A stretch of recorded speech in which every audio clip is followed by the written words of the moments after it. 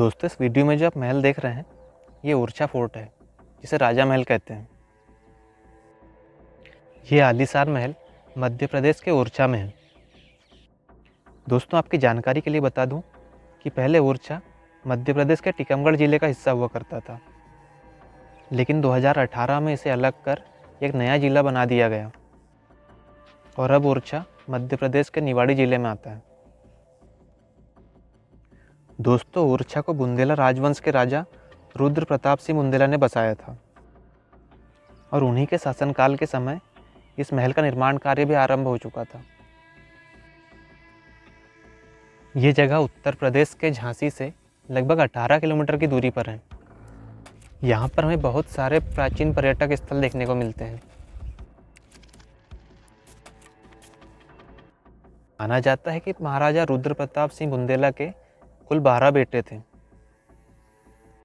उन्होंने अपने सभी बेटों को अलग अलग जागीरें सौंप दी थी। लगभग सन 1531 ईस्वी में राजा रुद्र प्रताप बुंदेला की मृत्यु हो गई। उनकी मृत्यु के बाद ओरछा की बागडोर उनके बड़े बेटे भारती चंद्र बुंदेला ने संभाली और इस महल के बचे हुए हिस्से को बनवाने का काम करवाया गया। माना जाता है कि सन 1531 से 1554 ईस्वी तक भारती चंद्र बुंदेला ने राज किया। उसके बाद उनकी मृत्यु हो गई। उनके बाद ओरछा की सत्ता उनके छोटे भाई मधुकर शाह के हाथ में आ गई। दोस्तों, ये है इस महल के बीच वाला हिस्सा।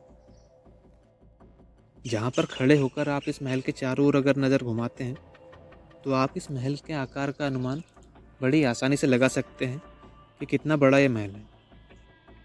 इस पूरे महल को बनाने में बलुआ पत्थर का प्रयोग किया गया है। इस पूरे महल को देखकर कोई भी ये नहीं कह सकता कि ये महल लगभग 500 साल पुराना है। आइए अब मैं आपको उस समय के टॉयलेट्स दिखाता हूँ। उस समय में कुछ इस तरह के टॉयलेट हुआ करते थे। इन सभी को एक कतार में बनाया गया है।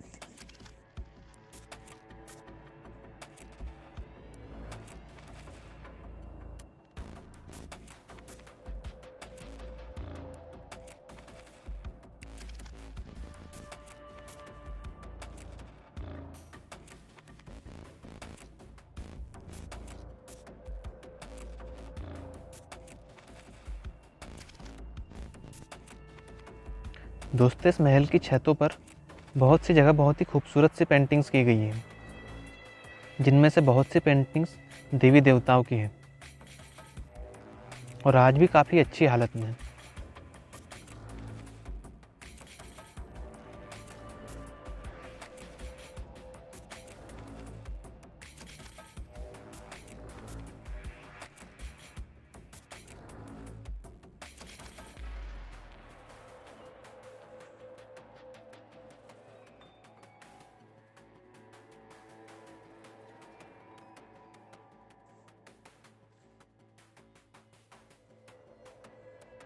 तो इस महल में बहुत से ऐसे कमरे हैं जो फिलहाल बंद पड़े हैं।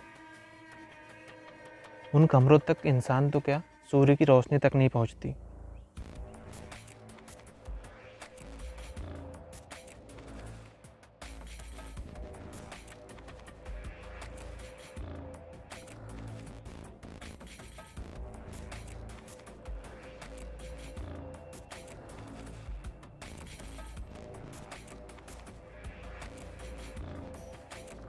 आइए अब मैं आपको इस महल के ऊपरी मंजिलों पर लेकर चलता हूँ। दोस्तों, इस किले की वास्तुकला में बुंदेलखंडी और मुगल प्रभावों का मिश्रण हमें देखने को मिलता है। इस पूरे महल की न केवल सुंदरता बल्कि उस समय की बेहतरीन इंजीनियरिंग की भी सराहना की जाती है। ओरछा के इस राजा महल की वास्तुकला ओरछा की प्राचीन वास्तुकला शैली पर आधारित है। इस महल की दीवारों पर देवी देवताओं के साथ साथ पशुओं और लोगों की भी पेंटिंग्स की गई है। ये जो सामने आप दीवार देख रहे हैं, इसमें जिस तरह की जाली बनाई गई है ये पूरी तरह से पत्थर की बनाई गई है। इस पूरे महल की महीन से महीन कारीगरी पूरी तरह से पत्थर पर की गई है।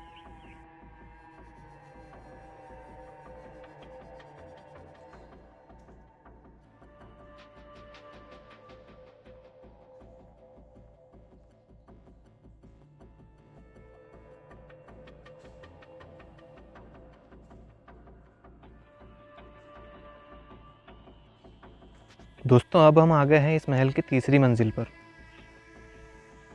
ओरछा के इस राजा महल का निर्माण कुछ इस तरह से किया गया है कि यह दिखने में बहुत ही आकर्षक लगता है। इस महल की आंतरिक दीवारों पर भगवान विष्णु की मूर्तियां बनाई गई है।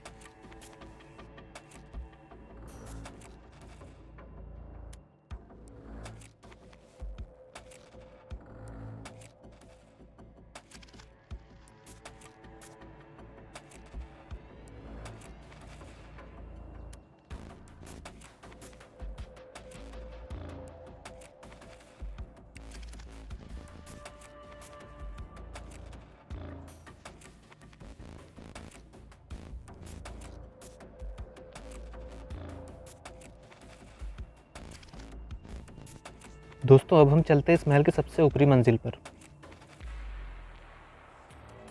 जिस जगह से इस पूरे महल का काफ़ी खूबसूरत नज़ारा हमें देखने को मिलता है। प्राचीन कथाओं के अनुसार इस पूरे महल में कई गुप्त मार्ग होने के भी दावे किए गए हैं।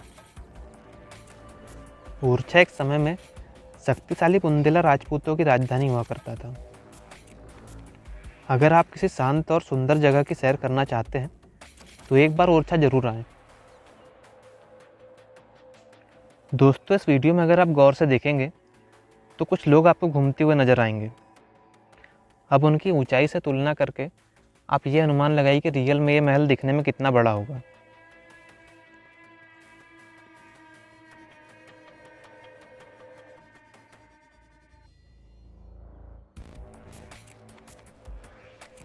दोस्तों अब मैं आपको इस महल के ऐसे हिस्से में लेकर चलता हूँ जहाँ से इस महल के साथ साथ इसके बाहरी क्षेत्र पर भी कड़ी नज़र रखी जाती थी। ये जो आप सकरे रास्ते देख रहे हैं ये इस महल के चारों तरफ बनाए गए हैं। इनमें बहुत सारी पत्थर की जालीदार खिड़कियां बनाई गई हैं। इन रास्तों पर घूमकर यहाँ के सिपाही इस पूरे महल पर नज़र रखते थे। इससे ऊपरी मंजिल पर भी सेम इसी तरह के रास्ते बनाए गए हैं जिन्हें फिलहाल बंद कर दिया गया है। ये सुरक्षा की दृष्टि से काफ़ी महत्वपूर्ण है। दोस्तों ये था मध्य प्रदेश के निवाड़ी जिले में स्थित ओरछा का राजा महल। फिलहाल इस वीडियो में इतना ही। उम्मीद है आपको वीडियो पसंद आया होगा। अगर आपको वीडियो पसंद आया हो तो प्लीज़ वीडियो को लाइक, शेयर एंड चैनल को सब्सक्राइब जरूर कीजिए। मैं मिलता हूँ आपसे अगले वीडियो में।